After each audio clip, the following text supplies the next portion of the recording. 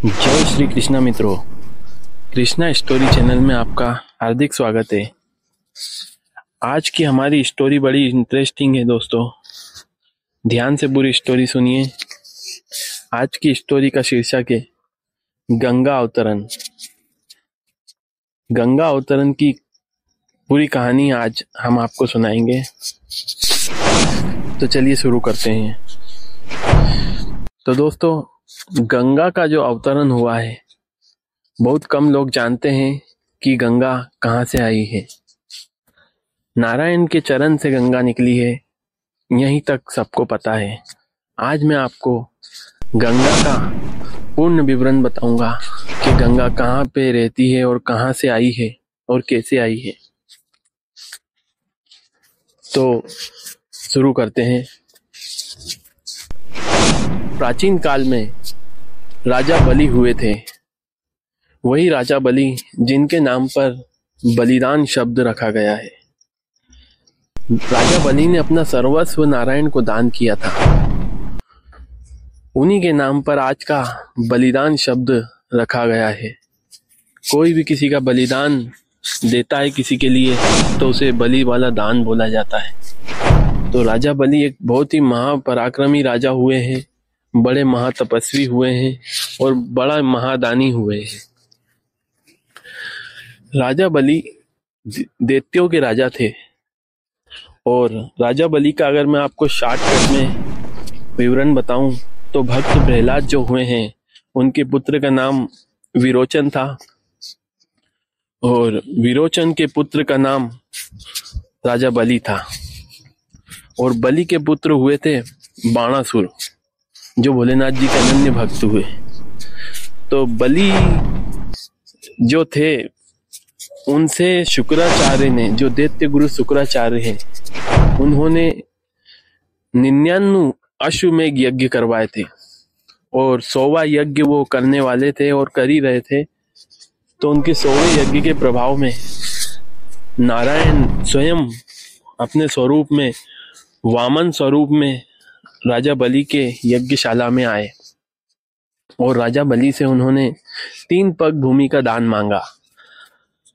वामन देव ने कहा कि हे राजन, मैंने संन्यास ग्रहण किया है और संन्यास की सभी वस्तुएं मुझे सभी देवी देवताओं ने दे दी है।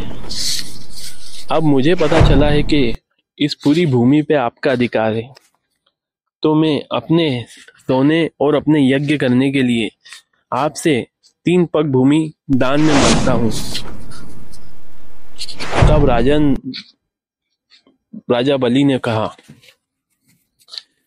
कि हे प्रभु, मेरे गुरुदेव से मुझे पता चला है कि आप तो महाविष्णु हैं और प्रभु, आपकी ही कृपा से ये भूमि तो क्या, इस सौर मंडल पे मेरा अधिकार है।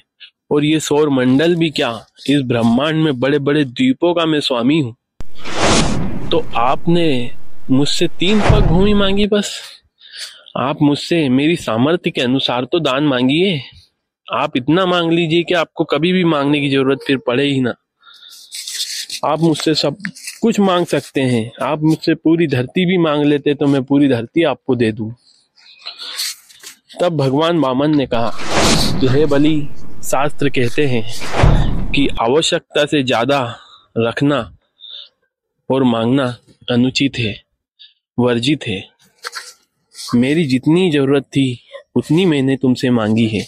मेरी जितनी हाइट है, जितने में मैं सोऊं, उतने में मैं 3 पग में अपने आप को नाप सकता हूँ। तो उतनी ही मेरी जरूरत है, तुम मुझे सिर्फ उतना ही दो।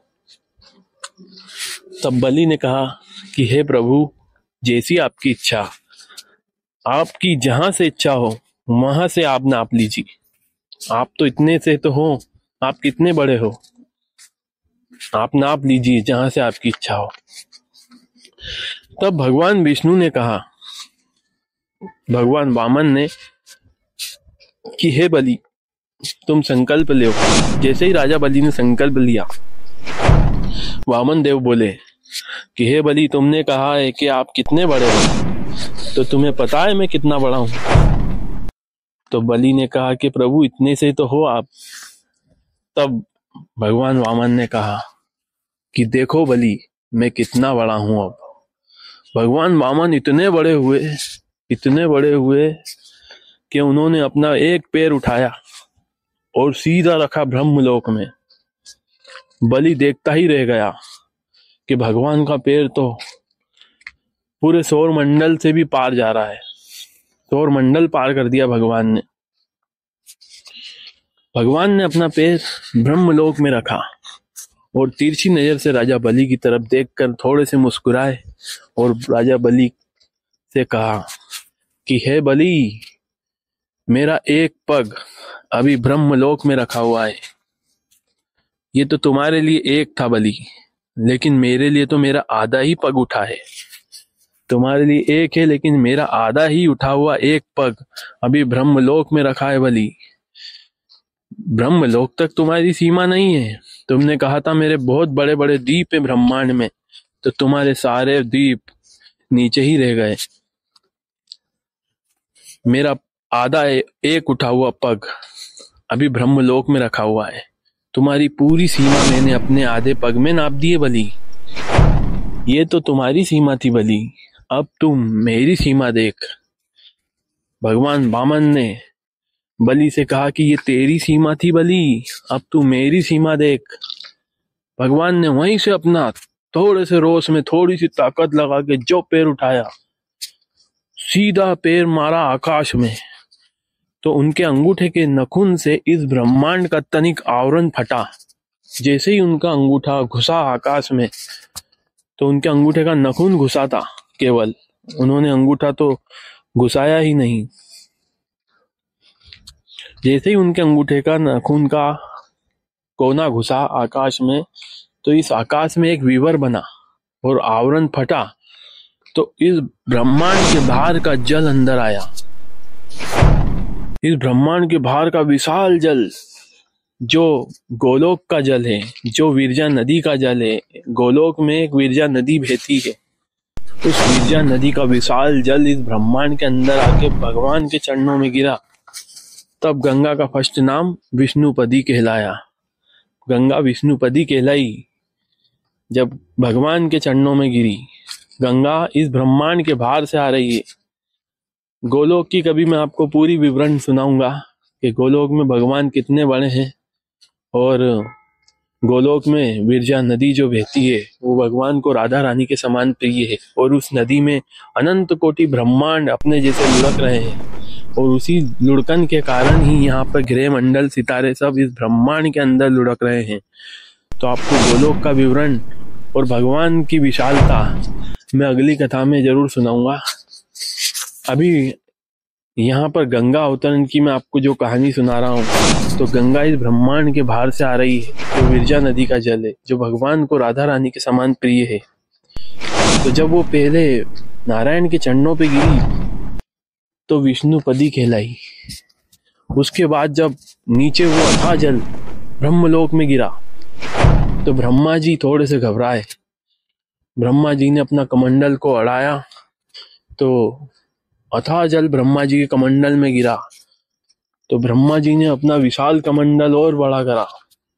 अब वो कमंडल भराने लगा तो ब्रह्मा जी और घबराए, और उनके साथ साथ नीचे के देवलोक में सारे देवी देवताओं घबराए कि हे ब्रह्मदेव, ये कमंडल अगर छलका तो देवलोक को डुबा देगा। तो सारे देवी देवताओं ने मिलकर एक युक्ति लगाई और एक युक्ति निकाली कि ब्रह्मदेव, आप अपना कमंडल थोड़ा सा तिरछा कीजिए, जिससे एक पतली धार स्वर्गलोक पे गिराइए, तो आपके कमंडल में जल आएगा भी और आपके कमंडल से जल जाएगा भी। तो ब्रह्मा जी ने अपना कमंडल हल्का सा टेढ़ा करा और एक पतली धार बना के गिराई। तो विष्णुपदी के बाद ब्रह्मा जी के कमंडल में गिरने के कारण गंगा का दूसरा नाम तो ब्रह्माणी हुआ था। फिर वहीं से जो पतली धार स्वर्गलोक में गिरी, तो स्वर्गलोक में गंगा मंदाकिनी के नाम से बहती है। वहां पर मंदाकिनी उतरी। फिर कल्पों तक स्वर्गलोक में मंदाकिनी बहती रही। उसके बाद जब स्वर्गलोक में भी वो बाढ़ आ देती है, जब उसमें बाढ़ आती है तो इतनी विशाल है वहां की नदी स्वर्गलोक में। फिर जब कल्पों तक बही तब भागीरथ हुए इस धरती पर सगर के वंशज। सगर के 60,000 पुत्रों को तृप्ति दिलाने के लिए भागीरथ ने उनके बहुत सी पीढ़ियां गंगा को लाने में मृत हो गई। लेकिन भागीरथ की तपस्या से गंगा भी प्रसन्न हुई और भोलेनाथ जी भी प्रसन्न हुए। तब गंगा जब धरती पर आई तो फिर भागीरथी कहलाई।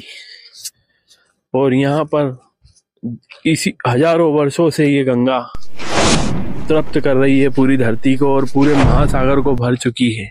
उसके पहले ये महासागर सूखे पड़े थे और ये राजा पृथु ने इनका खुदवाया था पूरी धरती को, 7 महाद्वीपों को। तो खूब खुदाई हुई थी और 7 महाद्वीप खुदे गए थे। और वही खुदाई में जब गड्ढे बहुत बड़े बड़े हुए, उसके बाद जब भागीरथ जी गंगा को लेकर आए तो ये उसी समय से इस पूरी पृथ्वी पे इतना पानी और इतना जल आते गया जो अभी तक आ रहा है। ये गंगा आकाश से आ रही है, जो अभी तक आकाश गंगा के रूप में भोलेनाथ जी के ऊपर पूरी जम जाती है। आके ये आकाश गंगा जो हिमालय पे पूरी बर्फ जम रही है, वो समझ लो पूरी गंगा ही है। और भोलेनाथ जी ने अपने समाधि से, अपने मस्तिष्क से उस गंगा को स्थिर कर रखा है और धीरे धीरे पिघला के छोड़ते हैं। और उससे ही वैज्ञानिकों परेशान है कि अगर ये जिस दिन पूरा पिघलेगा उस दिन ये सबको डुबा देगा। तो गंगा इतनी विशाल है और बिरजा नदी का जल है। ये थी गंगा की कहानी। मुझे ऐसा लगता है कि बहुत कम लोग इस बात को जानते हैं कि गंगा इस ब्रह्मांड के बाहर से आ रही है। तो मित्रों, आपको कैसी लगी ये कहानी आप कमेंट में जरूर बताइएगा। और अच्छी लगी हो तो लाइक, शेयर और कमेंट जरूर करें और चैनल को सब्सक्राइब जरूर करें। आगे ऐसी आध्यात्मिक कहानियां आपके लिए लेके मैं आता रहूंगा। जय श्री कृष्णा मित्रों।